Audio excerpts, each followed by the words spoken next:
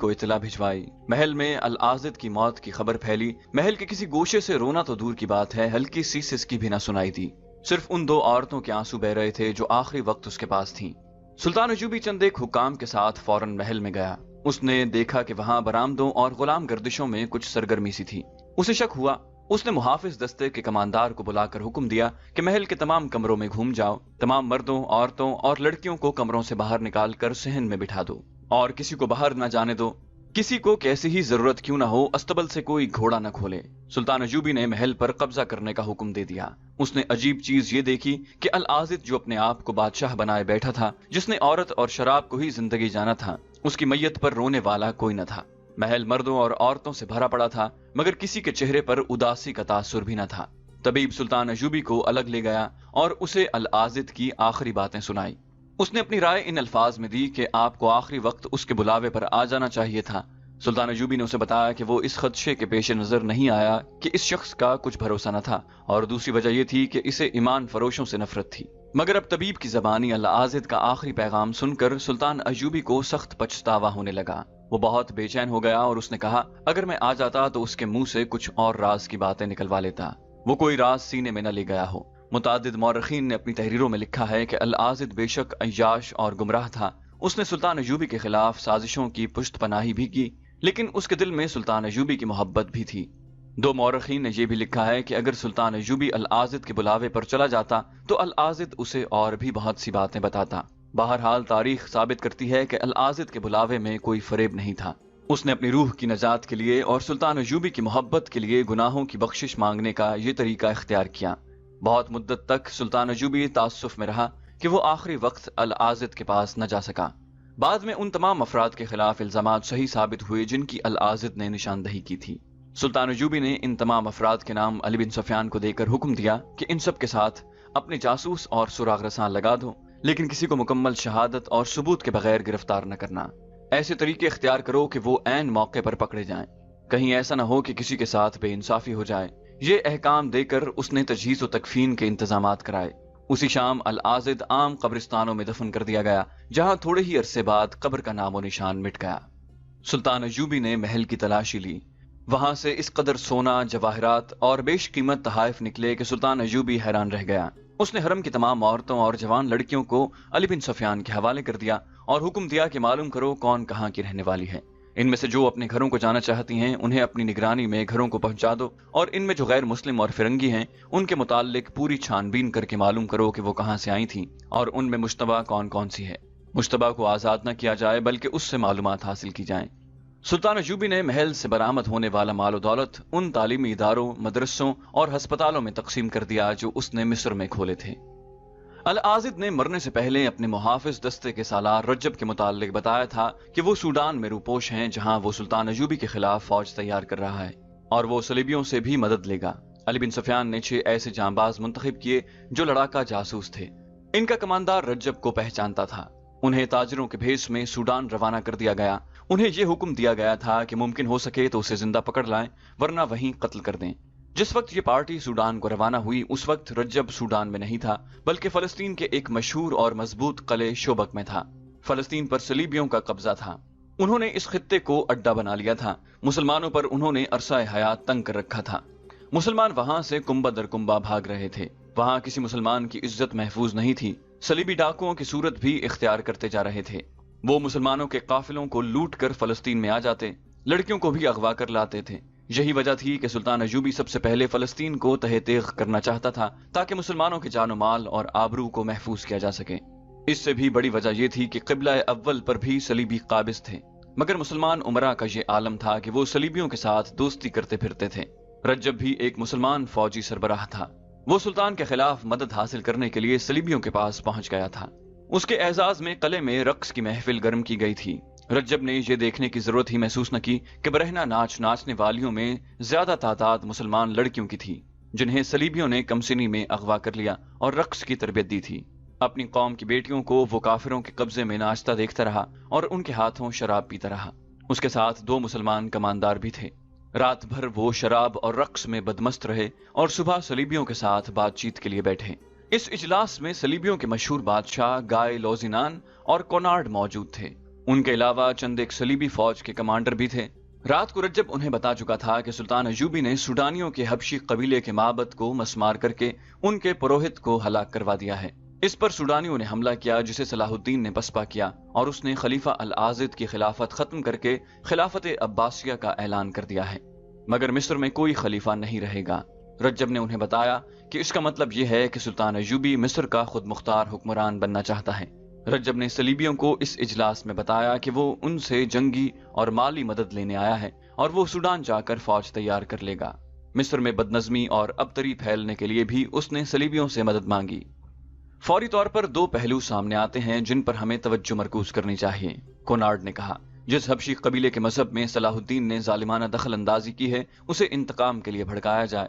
اس کے ساتھ سارے سوڈان میں جتنے بھی عقیدے اور مذہب ہیں، ان کے پیروکاروں کو صلاح الدین کے خلاف یہ کہہ کر مسلح کیا جائے کہ یہ مسلمان بادشاہ لوگوں کی عبادت گاہیں اور ان کے دیوتاؤں کے بت توڑتا پھر رہا ہے۔ پیشتر اس کے کہ وہ کسی اور عقیدے پر حملہ آور ہو، اسے مصر میں ہی ختم کر دیا جائے۔ اس طرح لوگوں کے مذہبی جذبات مشتعل کر کے انہیں مصر پر حملے کے لیے آسانی سے تیار کیا جا سکتا ہے۔ ہم مصر کے مسلمانوں تک کو صلاح الدین کے خلاف کھڑا کر سکتے ہیں، ایک صلیبی کمانڈر نے کہا۔ اگر محترم رجب برا نہ مانے تو میں انہی کے فائدے کی بات کہہ دوں۔ مسلمان میں مذہبی جنون پیدا کر کے مسلمان کو مسلمان کے ہاتھوں مروا دینا کوئی مشکل نہیں۔ جس طرح ہمارے مذہب میں بعض پادریوں نے اپنے آپ کو گرجوں کا حاکم بنا کر اپنا وجود انسان اور خدا کے درمیان کھڑا کر دیا ہے، بالکل اسی طرح اسلام میں بھی بعض اماموں نے مسجدوں پر قبضہ کر کے اپنے آپ کو خدا کا ایجنٹ بنا لیا ہے۔ ہمارے پاس دولت ہے جس کے زور پر ہم مسلمان مولوی تیار کر کے مصر کی مسجدوں میں بٹھا سکتے ہیں۔ ہمارے پاس ایسے عیسائی بھی موجود ہیں جو اسلام اور قرآن سے بڑی اچھی طرح واقف ہیں، انہیں ہم مسلمان اماموں کے روپ میں استعمال کریں گے۔ صلاح الدین کے خلاف کسی بھی مسجد میں کوئی بات کہنے کی ضرورت نہیں۔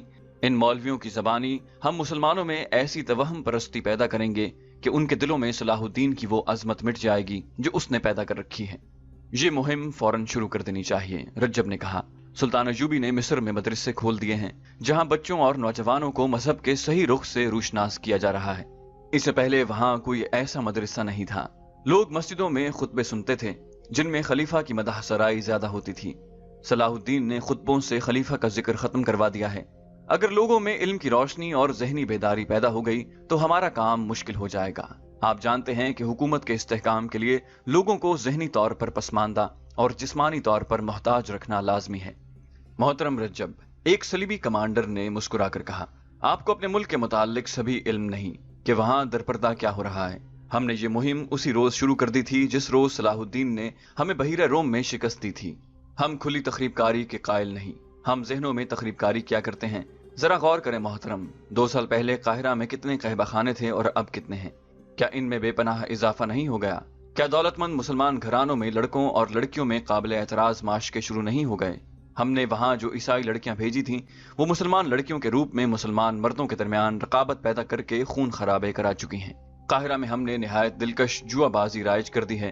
2 مسجدوں میں ہمارے بھیجے ہوئے آدمی امام ہیں، وہ نہایت خوبی سے اسلام کی شکل و صورت بگاڑ رہے ہیں، وہ جہاد کے معنی بگاڑ رہے ہیں۔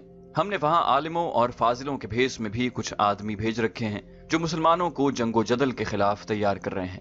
وہ دوست اور دشمن کا تصور بھی بدل رہے ہیں۔ مجھے ذاتی طور پر یہ توقع ہے کہ مسلمان چند برسوں تک اس ذہنی کیفیت میں داخل ہو جائیں گے جہاں وہ اپنے آپ کو بڑے فخر سے مسلمان کہیں گے، مگر ان کے ذہنوں پر، ان کی تہذیب و تمدن پر صلیب کا اثر ہوگا۔ رجب نے کہا، صلاح الدین کا جاسوسی کا نظام بہت ہوشیار ہے۔ اگر اس کے شعبہ جاسوسی اور سراغ رسانی کے سربراہ علی بن سفیان کو قتل کر دیا جائے تو صلاح الدین اندھا اور بہرا ہو جائے گا۔ اس کا مطلب یہ ہے کہ آپ خود کچھ بھی نہیں کر سکتے، کونارڈ نے کہا۔ آپ ایک حاکم کو قتل بھی نہیں کرا سکتے۔ اگر آپ عقل کے لحاظ سے اتنے کمزور ہیں تو آپ ہمارے آدمیوں کو بھی پکڑوا کر مروائیں گے اور ہماری دولت بھی برباد کریں گے۔ رجب نے کہا، یہ کام میں خود کرا لوں گا، میں نے فدائیوں سے بات کر لی ہے، وہ تو صلاح الدین ایوبی کے قتل کے لیے بھی تیار ہیں۔ آپ سوڈان کی طرف سے مصر کی سرحد پر بدامنی پیدا کرتے رہیں، کونارڈ نے کہا۔ ملک کے اندر ہم ذہنی اور دیگر اقسام کی تخریب کاری کرتے رہیں گے۔ ادھر عرب میں کئی ایک مسلمان امراء ہمارے قبضے میں آ گئے ہیں، ان میں سے بعض کو ہم نے اس قدر بے بس کر دیا ہے کہ ان سے ہم جزیہ وصول کر رہے ہیں۔ ہم چھوٹے چھوٹے حملے کر کے ان کی تھوڑی تھوڑی زمین پر قبضہ کرتے چلے جا رہے ہیں۔ آپ سوڈان کی طرف سے یہی چال چلیں۔ مسلمانوں میں صرف 2 شخص رہ گئے ہیں، نور الدین زنگی اور صلاح الدین ایوبی۔ ان کے ختم ہوتے ہی اسلامی دنیا کا سورج غروب ہو جائے گا، بشرطے کہ آپ لوگ ثابت قدم رہیں۔ یہ کہنے کی ضرورت نہیں کہ مصر آپ کا ہوگا۔ اس قسم کی بنیادی گفت و شنید کے بعد بہت دیر تک ان میں طریقہ کار اور لاہ عمل پر بحث ہوتی رہی۔ آخرکار رجب کو 3 بڑی ہی دلکش اور بے حد چالاک لڑکیاں اور سونے کے 1000 سکے دیے گئے۔ اسے قاہرہ کے 2 آدمیوں کے پتے دیے گئے۔ ان میں سے کسی ایک تک ان لڑکیوں کو خفیہ طریقے سے پہنچانا تھا۔ ان 2 آدمیوں میں سے ایک صلاح الدین ایوبی کے جنگی شعبے کا ایک حاکم فیض الفاطمی تھا۔ رجب کو یہ نہیں بتایا گیا کہ لڑکیوں کو کس طرح استعمال کیا جائے گا۔ اسے اتنا ہی بتایا گیا کہ فیض الفاطمی کے ساتھ ان کا رابطہ ہے، وہ لڑکیوں کا استعمال جانتا ہے اور لڑکیوں کو بھی معلوم ہے کہ انہیں کیا کرنا ہے۔ یہ تینوں عرب اور مصر کی زبان روانی سے بول سکتی تھیں۔ اس روز تینوں لڑکیاں اور 10 محافظ رجب کے ساتھ کر کے اسے روانہ کر دیا گیا۔ اسے سب سے پہلے سوڈان کے اسی پہاڑی خطے میں جانا تھا جہاں لڑکی کی قربانی دی جاتی تھی، اور جہاں سلطان ایوبی کے جانباز نے ارارا کو حبشیوں سے چھڑوانے کے لیے پروہت کو ہلاک کیا اور فرعونوں کے وقتوں کی عمارتیں تباہ کی تھیں۔ رجب نے سوڈانیوں کی شکست اور العازد کی خلافت سے معزولی کے بعد بھاگ کر اس جگہ پناہ لی اور اسی جگہ کو اپنا اڈا بنا لیا تھا۔ اس نے اپنے گرد حبشیوں کا وہ قبیلہ جمع کر لیا تھا جس کے پروہت کو سلطان ایوبی نے ہلاک کرایا تھا۔ یہ لوگ ابھی تک اس جگہ کو دیوتا کا مسکن کہتے تھے اور پہاڑیوں کے اندر نہیں جاتے تھے۔ اندر صرف 4 بوڑھے حبشی جاتے تھے۔ ان میں سے ایک اس قبیلے کا مذہبی پیشوا تھا۔ اس نے اپنے آپ کو مرے ہوئے پروہت کا جانشین بنا لیا تھا۔ اس نے 3 آدمی اپنے محافظوں کے طور پر منتخب کر لیے تھے جو اس کے ساتھ پہاڑیوں کے اندر جاتے تھے۔ رجب نے اسی چھوٹے سے خطے کے ایک اور ڈھکے چھپے گوشے کو اپنا گھر بنا لیا تھا۔ فرار ہو کر وہ وہاں گیا اور پھر مصر میں مقیم کسی صلیبی ایجنٹ کے ساتھ فلسطین چلا گیا۔ حبشیوں کا یہ قبیلہ جو انگوک کہلاتا تھا خوفزدہ تھا۔ ایک تو ان کے دیوتا کی قربانی پوری نہ ہوئی، دوسرے ان کا پروہت مارا گیا، تیسرے ان کا دیوتا کا بت اور مسکن ہی تباہ کر دیا گیا، اور چوتھی مصیبت یہ نازل ہوئی کہ قبیلے کے سینکڑوں جوان دیوتا کی توہین کا انتقام لینے گئے تو انہیں شکست ہوئی اور زیادہ تر مارے گئے۔ اس قبیلے کے گھر گھر میں ماتم ہو رہا تھا۔ ان میں سے بعض لوگ یہ بھی سوچنے لگے تھے کہ جس نے ان کے دیوتا کا بت توڑا ہے وہ کوئی بہت بڑا دیوتا ہوگا۔ مرے ہوئے پروہت کے جانشین نے جب اپنے قبیلے کا یہ حال دیکھا تھا تو اس نے پہلے تو یہ کہا تھا کہ دیوتا کے مگرمچھ بھوکے ہیں، ان کے پیٹ بھرو۔ حبشیوں نے کئی ایک بکریاں مگرمچھوں کے لیے بھیج دیں۔ ایک نے تو اونٹ پروہت کے حوالے کر دیا۔ یہ جانور کئی دنوں تک مگرمچھوں کی جھیل میں پھینکے جاتے رہے مگر قبیلے سے خوف کم نہ ہوا۔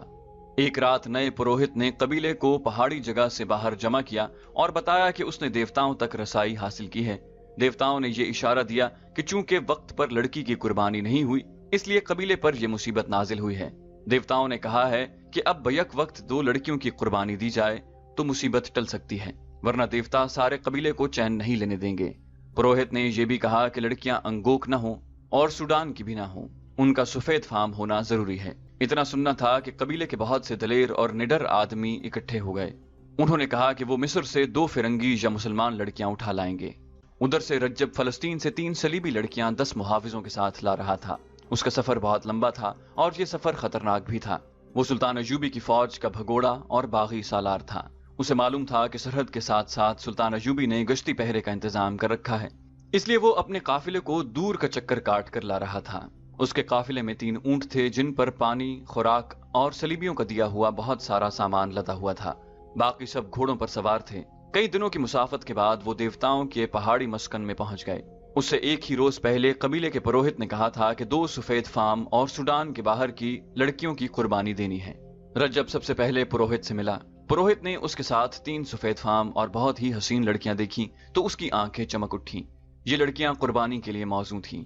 اس نے رجب سے لڑکیوں کے متعلق پوچھا تو رجب نے اسے بتایا کہ انہیں وہ خاص مقصد کے لیے اپنے ساتھ لایا ہے۔ رجب لڑکیوں کو پہاڑیوں کے اندر ایک ایسی جگہ لے گیا جو سرسبز اور خوشنما تھی اور 3 اطراف سے پہاڑیوں میں گھری ہوئی تھی۔ وہاں رجب نے خیمے گاڑ دیے تھے۔ لڑکیوں کو چوری چھپے موقع محل دیکھ کر قاہرہ میں ان 2 آدمیوں کے حوالے کرنا تھا جن کے پتے اسے صلیبیوں نے دیے تھے۔ لڑکیوں کے آرام و آسائش کا پورا انتظام تھا۔ رجب نے وہاں شراب کا بھی انتظام کر رکھا تھا۔ رات اس نے سفر سے کامیاب لوٹنے کی خوشی میں جشن منایا۔ صلیبی محافظوں کو بھی شراب پلائی، لڑکیوں نے بھی پی۔ آدھی رات کے بعد جب محافظ اور اس کے اپنے چند ایک ساتھی جو پہلے ہی وہاں موجود تھے سو گئے تو رجب ایک لڑکی کو بازو سے پکڑ کر اپنے خیمے میں لے جانے لگا۔ لڑکی اس کی نیت بھانپ گئی۔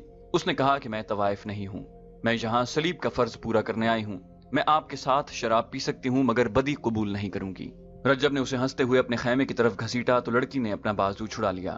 رجب نے 10 درازی کی تو لڑکی دوڑ کر اپنے ساتھی لڑکیوں کے پاس چلی گئی۔ वो दोनों भी बाहर आ गईं। उन्होंने रज्जब को समझाने की कोशिश की कि वो उन्हें गलत न समझे। रज्जब को गुस्सा आ गया। उसने कहा, मैं जानता हूं तुम कितनी पाकबाज हो, बेहयाई तुम्हारा पेशा है। लड़की ने कहा, इस पेशे का इस्तेमाल हम वहां करती हैं जहां अपने फर्ज के लिए जरूरी होता है, हम अय्याशी की खातिर अय्याशी नहीं किया करती।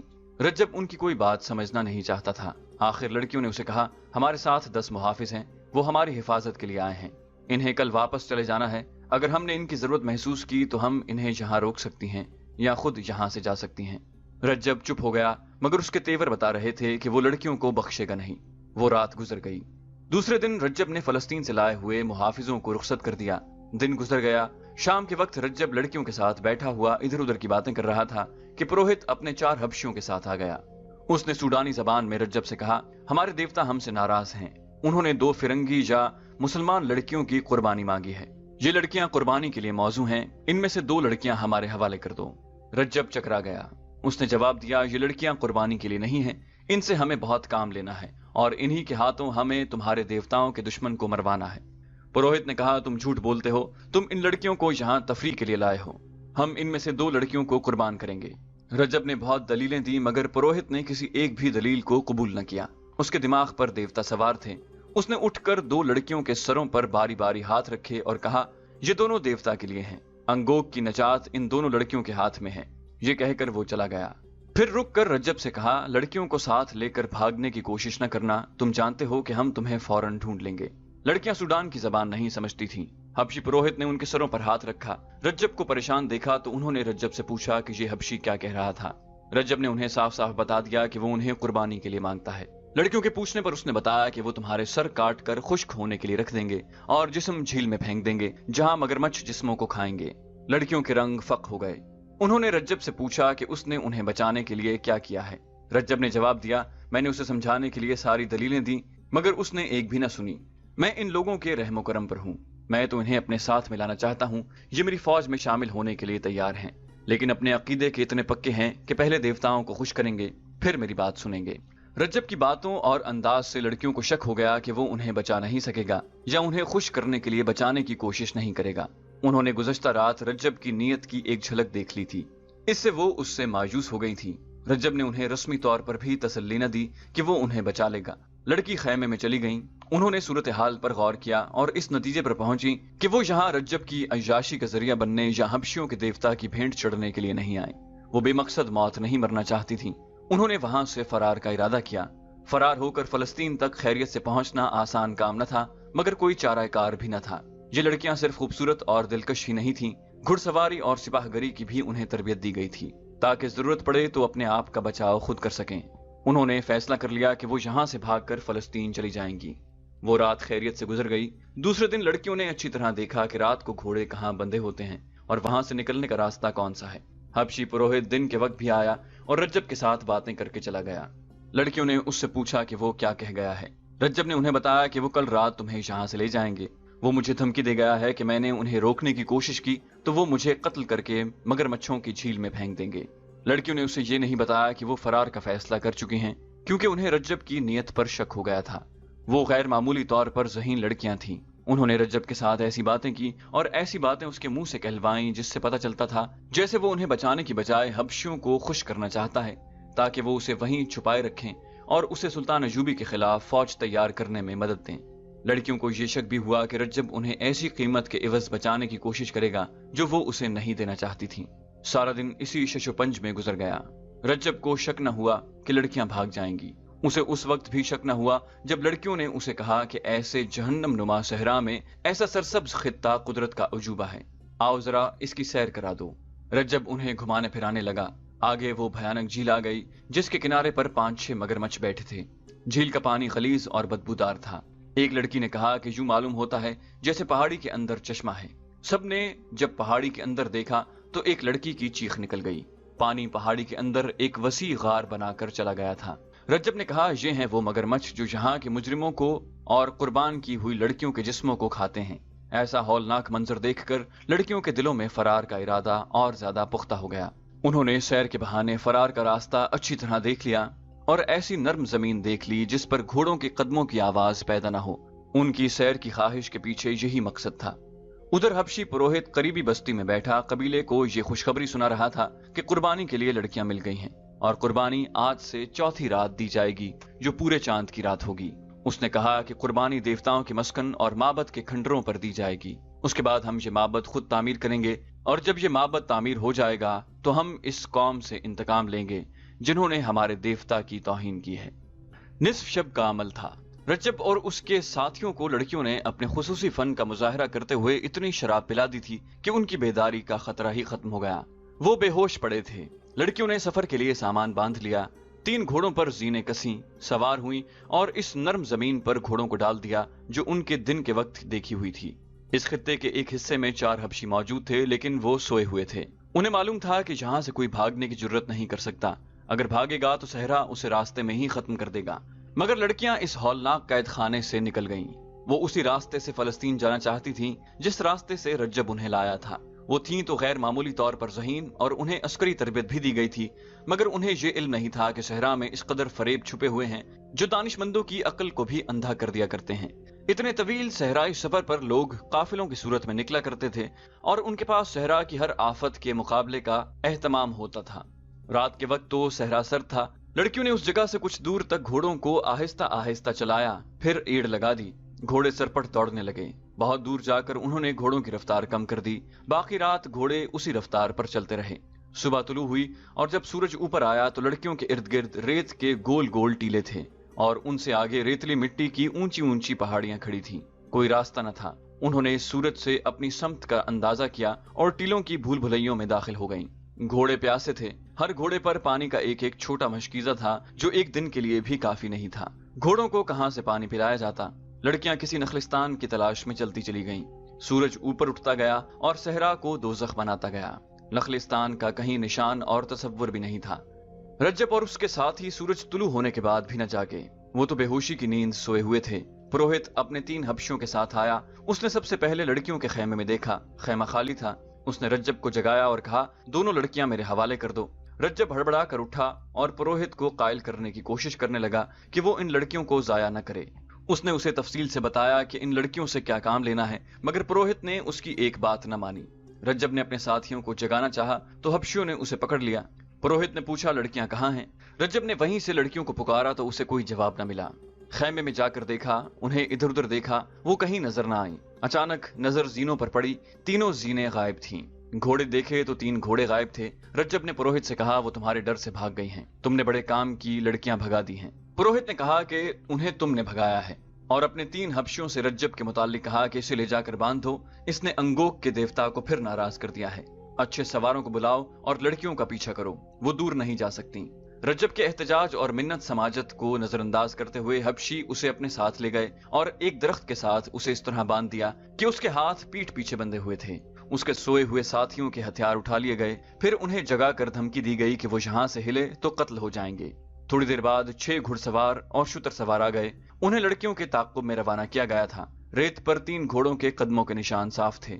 उसी समत को ये हबशी सवार इंतहाई रफ्तार से रवाना हो गए। लड़कियों को पकड़ना आसान नहीं था क्योंकि फरार और ताक़ुब में 8-10 घंटों का फर्क था। हबशी सवारों को ये सहूलत हासिल थी कि वो सहरा के भेदी थे और मर्द थे, सख्तियां झेल सकते थे। आगे जाकर उन्हें ये मुश्किल पेश आई कि हवा चल रही थी जिसने रेत उड़ा उड़ा कर घोड़ों के खुरे गायब कर दिए। फिर भी वो अंदाजे से चलते गए। 3-4 घंटों के ताक़ुब के बाद उन्हें एक तरफ से आसमान पर उफक के कुछ ऊपर तक मुट्याली सुर्खी दिखाई दी जो ऊपर उठती और आगे बढ़ती रही। सवारों ने घबराकर एक दूसरे को देखा। घोड़ों और ऊंटों के पीछे की तरफ मोड़कर सरपट दौड़ा दिया। ये सहरा की वो आंधी आ रही थी जो बड़े बड़े टीलों को रेत के जर्रों में बदल कर उड़ा ले जाती थी। कोई इंसान या जानवर कहीं रुक कर खड़ा रहे तो रेत उसके जिस्म के साथ रुक रुक कर उसे दफन कर देती है और उस पर टीला खड़ा हो जाता है। वहां आंधी से बचने के लिए कोई मजबूत टीला नहीं था। वो भागकर अपने पहाड़ी खित्ते तक पहुंचना चाहते थे जो बहुत ही दूर था। वहां तक आंधी पहुंच गई थी। उस खित्ते के दरख्त दोहरे होकर चीख रहे थे। झील के मगरमच्छ पहाड़ी के आबी गार में जा छुपे थे। पुरोहित एक जगह जमीन पर घुटने टेके हुए हाथ हवा में बुलंद करता और जोर जोर से जमीन पर मारता था। हर बार बुलंद आवाज से कहता, अंगोक के देवता अपने कहर को समेट ले। हम दूर बहुत ही खूबसूरत लड़कियां तेरे कदमों में पेश कर रहे हैं। वो इस आंधी को देवता का कहर समझ रहा था। सहरा और आंधी का चोली दामन का साथ था, लेकिन सुर्ख और ऐसी तेज और तुंद आंधी कभी कभी चला करती थी। लड़कियों को भी आंधी ने लपेट में ले लिया था। उनके लिए कोई आड़ और ओट न थी।